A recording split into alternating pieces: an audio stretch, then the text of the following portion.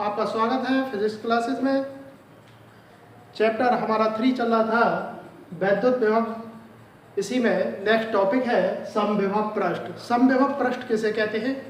समविभव पृष्ठ एक ऐसा पृष्ठ जिसके सभी बिंदुओं पर विभव समान होता है। जैसे मान लीजिए हमारे पास ये एक पृष्ठ है जिसके प्रत्येक बिंदु पर, ये बिंदु है ए, बी, सी, डी, ई, तो इन सभी बिंदुओं पर विभव कैसा होगा? हमारा समान होगा। इसी को क्या कहेंगे? समविभव पृष्ठ। एक ऐसा पृष्ठ जिसके प्रत्येक बिंदु पर विभव समान होता है समविभव पृष्ठ कहते हैं। विभव का सूत्र क्या था हमारा? वैद्युत विभव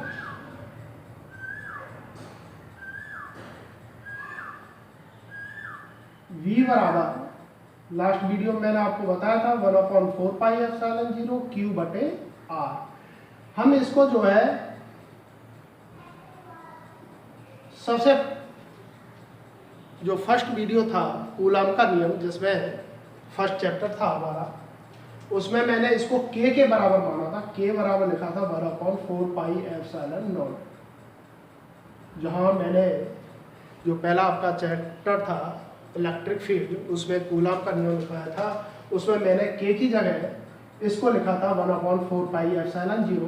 तो हम इसको इस वापस लिख सकते हैं V बराबर KQ बटे R लिख सकते हैं छोटे रूप में। तो इसका मतलब क्या है कि प्रत्येक बिंदु पर इसका विभव कितना होगा? KQ बटे R। इसी बिंदु पर भी KQ बटे R, क्योंकि इसके केंद्र बिंदु से दूरियां जो है सभी समान है।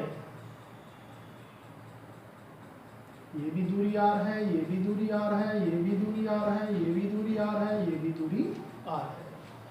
तो प्रत्येक बिंदु पर कैसा है? विभव समान है KQ बटे R।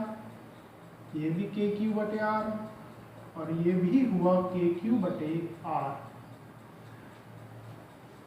तो इसकी परिभाषा आपकी समझ में आ गई होगी कि एक ऐसा पृष्ठ जिसके प्रत्येक बिंदु पर विभव समान होता है समविभव पृष्ठ कहते हैं। सेकंड पॉइंट इसमें क्या है? समविभव पृष्ठ के किन्हीं दो बिंदुओं के मध्य विभवांतर शून्य होता है। किन्हीं दो बिंदुओं के बीच, कोई भी दो बिंदु ले लीजिए, मान लीजिए A और B ले लेते हैं, या फिर B और C ले लीजिए, C या D या E, कोई भी दो बिंदु ले लीजिए, तो उनके बीच का जो विभवांतर है वो क्या होता है? शून्य होता है। क्योंकि विभवांतर क्या कहते हैं? किसे कहते हैं? मैंने इस लास्ट वीडियो में भी चर्चा की थी इसकी। विभवांतर मतलब विभवों के, दो विभवों के बीच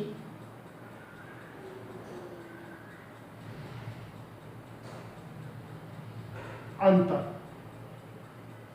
मान लीजिए हम बिंदु A और B की बात कर रहे हैं, तो BA का विभव क्या है?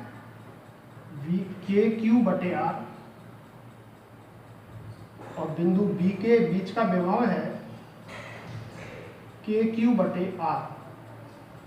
तो इन दो विभवों के, दो बिंदुओं के बीच का अंतर जो है वो क्या आएगा? शून्य आएगा, क्योंकि विभव कैसे हैं? दोनों के समान है।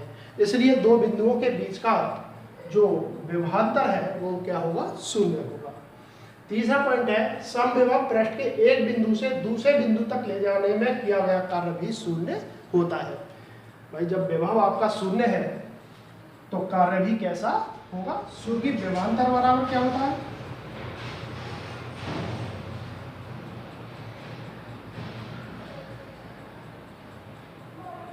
कार्य बटे आवेश। तो कार्य बराबर क्या होगा?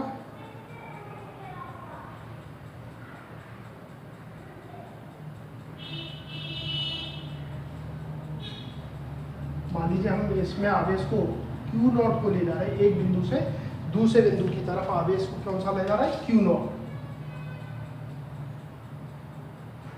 Q0 को ले जा रहे हैं। तो हमारा विभवांतर क्या है? इसमें शून्य है, तो क्यू नॉट डब्ल्यू बराबर क्या होगा, शून्य। ये बात समझ में आ गई होगी कि समविभव पृष्ठ के एक बिंदु से दूसरे बिंदु तक ले जाने में किया गया कार्य शून्य होता है। यदि हम आवेश क्यू नॉट को बिंदु ए से बी की तरफ ले जा रहे हैं तो उस स्थिति में किया गया कार्य हमारा कैसा होगा, शून्य होगा। नेक्स्ट पॉइंट है इसमें, वैद्युत क्षेत्र की दिशा सदैव समविभव पृष्ठ के लंबवत होती है। यदि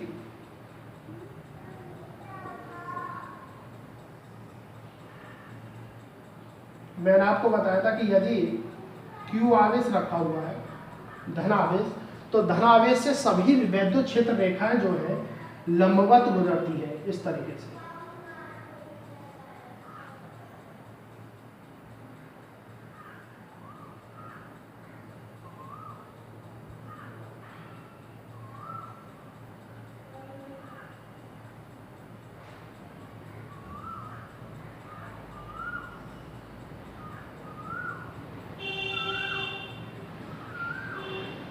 ये जो है समविभव पृष्ठ पे कैसे होती है, लंबवत होती है। ये लंबवत, ये लंबवत, ये लंबवत, ये लंबवत, ये लंबवत, ये लंबवत, ये भी 90 डिग्री और ये भी 90 डिग्री। इसका मतलब क्या हुआ, वैद्युत क्षेत्र की दिशा सदैव समविभव पृष्ठ के लंबवत होती है। इस पृष्ठ के लंबवत होती है, मतलब प्रत्येक वैद्युत क्षेत्र रेखा जो है समविभव पृष्ठ पर 90 अंश कोण पर जो है आगत निर्गत होती है, 90 अंश पर। अगला पॉइंट है, किसी चालक की सतह सदैव समविभव पृष्ठ होती है। मैंने आपको बताया था कि चालक क्या होता है, कि चालक के पृष्ठ को जब भी हम प्लस क्यू आवेश देंगे तो वह समान रूप से पृष्ठ की बाहरी सतह पर फैल जाता है आवेश। तो इसे क्या कहेंगे कि प्रत्येक चालक जो है सदैव एक समविभव पृष्ठ की तरह ही व्यवहार करता है। नेक्स्ट पॉइंट है, बिंदु आवेश के कारण समविभव पृष्ठ सकेंद्रीय गोले होते हैं। ये किस तरीके से होंगे, देखिए।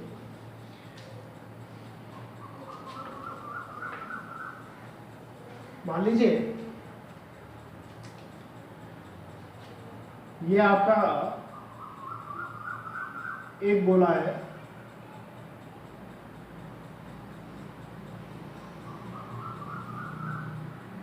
ये आपका एक गोला है जिससे सभी बिंदु जो है समान दूरी पर है। R1 दूरी मान ली हमने यहाँ पर, R1 दूरी, इसको गोले को मान लेंगे S1। इसी के ऊपर एक गोला और है,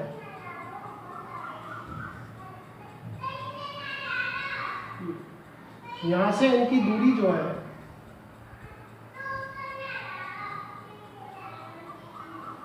R2, इस गोले को मान लेंगे S2। तो मैं कह रहा हूं कि बिंदु आवेश के कारण समविभव पृष्ठ सकेंद्रीय गोले होते हैं। सकेंद्रीय गोले कैसे होते हैं, देखिए। प्रत्येक बिंदु पर जो है इसका विभव कितना होगा,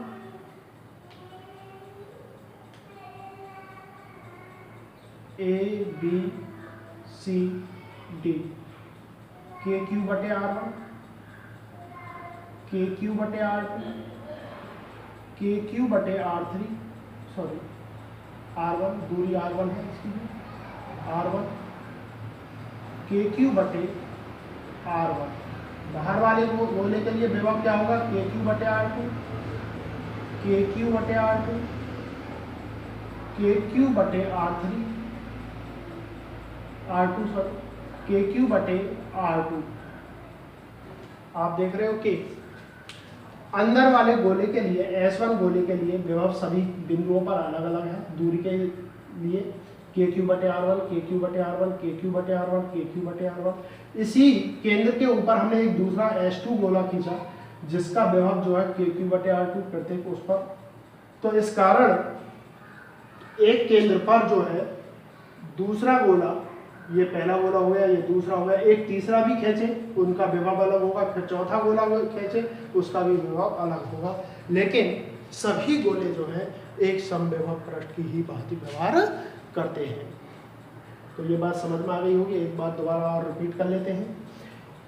समविभव पृष्ठ किसे कहते हैं? एक ऐसा पृष्ठ जिसके सभी बिंदुओं पर विभव समान होता है, समविभव पृष्ठ कहते हैं। दूसरा मैंने बताया था कि किन्हीं दो बिंदुओं के मध्य विभवांतर शून्य होता है। कोई भी दो बिंदु ले लीजिए आप, ए बी ले लीजिए, बी सी ले लीजिए, सी बी ले लीजिए या डी ई ले लीजिए, उन दो बिंदुओं के बीच जो विभवांतर होगा वो क्या होगा? शून्य होगा, क्योंकि सभी बिंदुओं पर विभव कैसा है? समान है। और दो विभवों के अंतर को क्या कहते हैं? विभवांतर कहते हैं। तीसरा पॉइंट है कि यदि आवेश को एक बिंदु से दूसरे बिंदु तक ले जाया जाए तो उसमें किया गया कार्य कैसा होगा? हमारा शून्य होगा।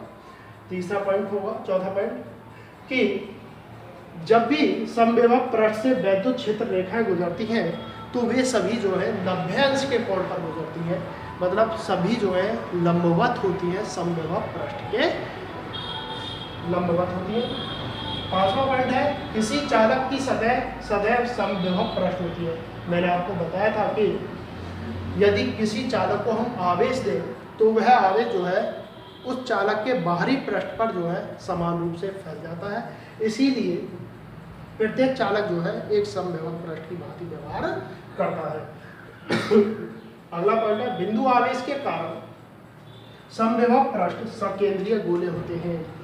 बिंदु आवेश के कारण, ये आपका बिंदु आवेश Q था, इसके कारण जो है प्रत्येक समविभव पृष्ठ जो है एक सकेंद्रीय गोले की भांति व्यवहार करता है। स्थिर वैद्युत स्थितिज ऊर्जा किसे कहते हैं? मान लीजिए आपके पास दो आवेश है Q1 और Q2। अब ये आवेश हो सकता है दोनों धनात्मक हो सकता है दोनों ऋणात्मक हो सकता है एक धनात्मक और एक ऋणात्मक हो, और ये दोनों ही अनंत में रखे हुए, दोनों भी अनंत में रखे हो सकते हैं, या एक अनंत में रखा हो सकता है और एक वैद्युत क्षेत्र के अंदर रखा हो सकता है। मान लीजिए ये वैद्युत क्षेत्र में रखा हुआ है, ये वैद्युत क्षेत्र में रखा हुआ है और ये अनंत में रखा हुआ है। जब इस दोनों आवेशों को परस्पर एक दूसरे के समीप लाएंगे, समीप लाने पर जो निकाय बनता है, दो आवेशों को एक दूसरे के समीप लाने पर जो निकाय बनता है, और इस निकाय को बनने में जो कार्य किया जाता है उसे क्या कहेंगे हम? स्थिर वैद्युत स्थितिज ऊर्जा। हम दो आवेशों को अनंत से एक दूसरे के समीप ला रहे हैं तो निश्चितः हमें कुछ ना कुछ कार्य करना पड़ेगा, और इस किए गए कार्य को ही हम क्या कहते हैं? स्थिर वैद्युत स्थितिज ऊर्जा कहते हैं। ये बात समझ में आ रही होगी। फिर दोबारा एक बार और रिपीट कर देता हूँ। ये शायद हो सकता है दोनों आवेश धनात्मक हो सकता है दोनों ऋणात्मक भी हो सकते हैं, एक धनात्मक या एक ऋणात्मक हो सकता है, स्थिति कुछ भी हो। और ये भी हो सकता है कि दोनों आवेश अनंत में रखे हो सकता है एक आवेश वैद्युत क्षेत्र में रखा हो और एक दूसरा अनंत में रखा हो। हम जब दोनों आवेशों को एक दूसरे के समीप लाते हैं, ये मान लीजिए वैद्युत क्षेत्र में रखा हुआ है, तो इस Q2 आवेश को अनंत से हम वैद्युत क्षेत्र के अंदर लाने की कोशिश कर रहे हैं, और इस आवेश को लाने में हमें कुछ ना कुछ तो कार्य करना ही पड़ेगा, और यह ही किया गया कार्य जो है हमारा क्या कहलाता है? स्थिर वैद्युत स्थितिज ऊर्जा। तो इसकी परिभाषा क्या होगी? परिभाषा होगी, दो वैद्युत आवेशों को अनंत से परस्पर एक दूसरे के समीप लाकर निकाय की रचना करने में जो कार्य किया जाता है उस निकाय की, उसे क्या कहते हैं? स्थिर वैद्युत स्थितिज ऊर्जा कहते हैं। मान लीजिए ये हमारे पास दो आवेश हैं,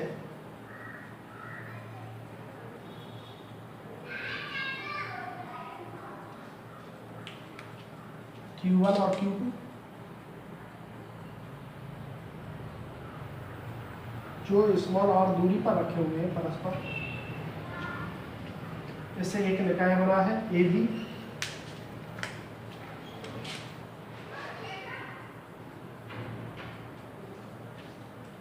कैसे लिखोगे इसे, माना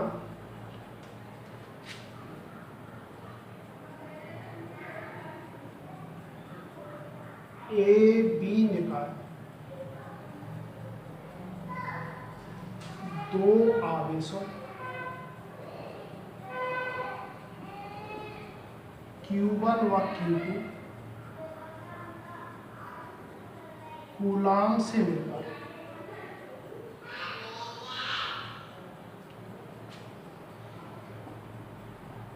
बना है।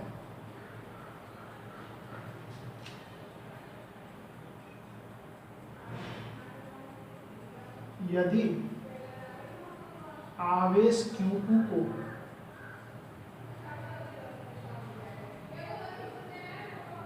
बिंदु B पर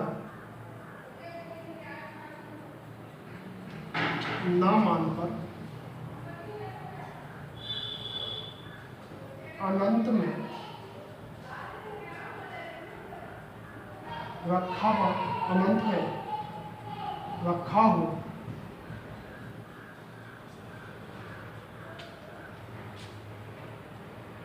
रखा न मानकर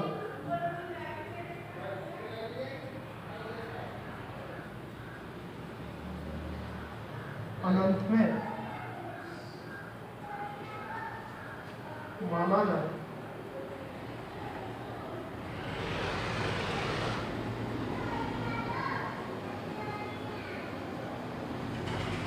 यदि हम ये ए बी जो है निकाय हमारा किससे बना है, Q1 व Q2 आवेशों से मिलकर बना है। यदि आवेश इसको हम थोड़ी देर के लिए मान लें कि ये बिंदु B पर नहीं रखा हुआ है, कहाँ पर रखा हुआ है हमारा, ये यहाँ अनंत में रखा हुआ है। Q2 आवेश जो है कहाँ रखा हुआ है, अनंत में। निकाय यहीं पर है हमारा B, यहाँ तक वैद्युत क्षेत्र है इसका, तो ए बी जो है क्या है हमारा, निकाय है। इन आवेशों को ला रहे हैं सिर्फ हम Q1 और Q2 को। तो Q1 को हमने बिंदु ए पर ही स्थित मान लिया, Q2 को हमने जो है बिंदु बी पर ना मानकर कहाँ मान लिया हमने, अनंत में। तो इस Q1 आवेश के कारण जो है बिंदु बी पर वैद्युत विभव क्या होगा, Q1 आवेश के कारण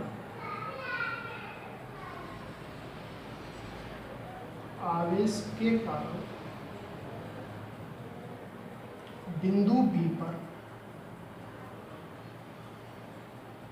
वैद्युत विभव क्या होगा, V बराबर 1/4 पाई एप्सिलॉन नॉट Q बटे R। बात समझ में आ गई होगी है? एक बार दोबारा बता देता हूँ मैं, रिपीट कर देता हूँ इस बात को कि मान लीजिए हमारे पास ये ए बी एक निकाय बना है और दो आवेशों से मिलकर बना है Q1 व Q2। निकाय की दूरी कितनी है, स्मॉल r है। इस Q2 आवेश को हमने क्या करा कि बिंदु B पर ना मानकर इसको हमने कहाँ मान लिया, अनंत में मान लिया कि अनंत में रखा हुआ है। निकाय चूंकि ए बी बना हुआ है, निकाय की स्थिति वहीं पर है। निकाय क्या कहलाता है, जहां तक उस आवेश के कारण Q1 आवेश के कारण जितना उसका वैद्युत क्षेत्र, ये इसका क्या कहलाएगा, निकाय कहलाएगा। तो इस Q1 आवेश के कारण बिंदु B पर वैद्युत विभव क्या होगा, V बराबर 1/4 पाई एप्सिलॉन नॉट Q बटे R। अब इस आवेश को हम जो है अनंत से बिंदु B तक लाने की कोशिश कर रहे हैं, तो इसमें हमें कुछ ना कुछ कार्य करना पड़ेगा। तो वह किया गया कार्य क्या होगा, देखिए वैद्युत विभव की परिभाषा से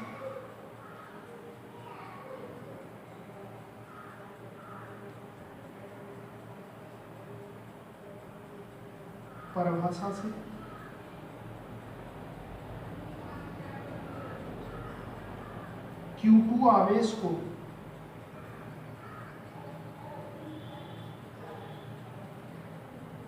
अनंत से बिंदु B तक लाने में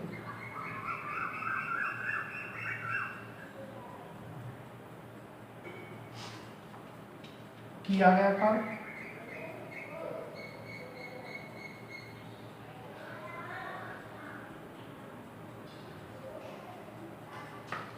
W बराबर क्या होगा, Q2V। समीकरण 1 से मान रख दीजिए,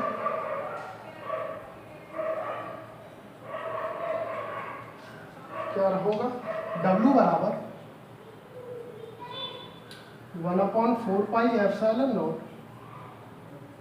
Q1 Q2 बटे R।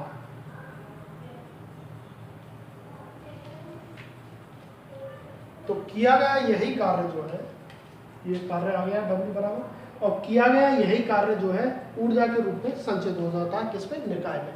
और इसी ऊर्जा को क्या कहेंगे हम, स्थिर वैद्युत स्थितिज ऊर्जा कहते हैं।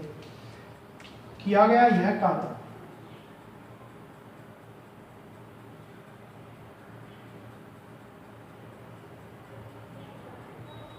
ऊर्जा के रूप में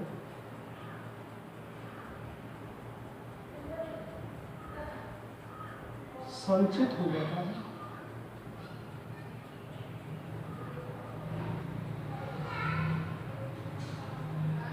जिसे स्थिर वैद्युत स्थितिज ऊर्जा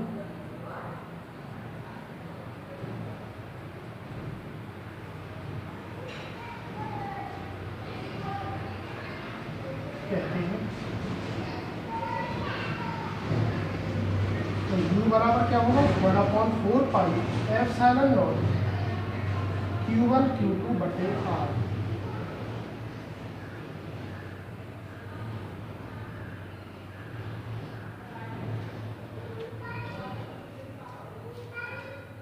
ये बात समझ में आ गई होगी, एक बार दोबारा और समझा देता हूँ कि बिंदु B पर हम पहले क्या करेंगे, Q1 आवेश के कारण वैद्युत विभव निकालेंगे। तो V बराबर क्या होगा, 1/4πε0 Q बटे R। अब वैद्युत विभव की परिभाषा से Q2 आवेश को हम कहाँ से ला रहे हैं, अनंत से बिंदु B तक ला रहे हैं। जो कार्य किया जाएगा वो क्या होगा, W बराबर Q2V। अब यही किया गया कार्य जो है क्या होगा, ऊर्जा के रूप में संचित हो जाता है जिसे हम वैद्युत स्थितिज ऊर्जा कहते हैं। तो U बराबर क्या हो जाएगा, 1/4πε0 Q1 Q2 बटे R। अब कि यदि हमारे दोनों आवेश जो है धनात्मक है तो वे क्या करेंगे, एक दूसरे को प्रतिकर्षित करेंगे। जब हम उन दोनों आवेशों से एक निकाय बनाने की कोशिश करेंगे, एक दूसरे के समीप लाने की कोशिश करेंगे, तो निश्चितः हमें ज़्यादा कार्य करना पड़ेगा, जिससे स्थिर वैद्युत स्थितिज ऊर्जा जो है बढ़ जाती है या बहुत ज़्यादा हो जाती है कार्य करने के कारण। और जब इन दोनों आवेश को एक दूसरे से दूर ले जाएंगे, चूँकि दोनों धनात्मक आवेश हैं या ऋणात्मक आवेश हैं, समान आवेश हैं, तो निश्चित है कि उनमें हमें कार्य कम करना पड़ेगा, जिससे स्थितिज ऊर्जा घट जाती है। सेकंड पॉइंट है इसमें कि यदि दोनों आवेश विपरीत है, एक धनात्मक है एक ऋणात्मक है, तो उनके बीच में क्या होगा, आकर्षण बल होगा, जिससे हमें कार्य कम करना पड़ेगा, स्थितिज ऊर्जा घट जाएगी। जब उन्हीं आवेशों को एक दूसरे से दूर ले जाएंगे तो उस स्थिति में हमें कार्य ज़्यादा करना पड़ेगा, तो स्थितिज ऊर्जा बढ़ जाती है। यदि आवेश हमारे 2 से अधिक हों,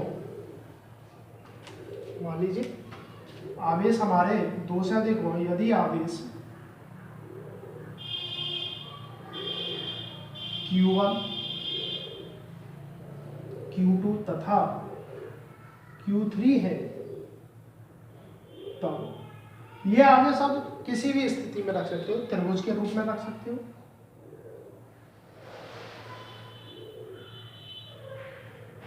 इस तरीके से त्रिभुज के रूप में रखे हो, Q1 Q2 Q3। तो इन दोनों आवेशों के कारण दूरी मान लीजिए R12 है, ये R23 है, R31 है। ये आवेश या फिर इस स्थिति में रखे हो, इस तरीके से रखे हो, तो उस स्थिति में दोनों के लिए जो है सेम स्थितिज ऊर्जा निकल के आएगी। तो इनकी दूरी R12 होगी, R23 होगी, ये कितनी होगी, R31 या 13 होगी, 13 मान लो या 31 मान लो। तो कुल ऊर्जा कितनी होगी निकाय की, स्थितिज ऊर्जा, स्थिर वैद्युत स्थितिज ऊर्जा,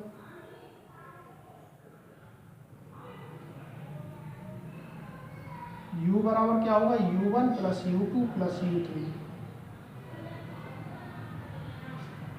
तो 1/4πε0 कॉमन आ जाएगा पूरे में,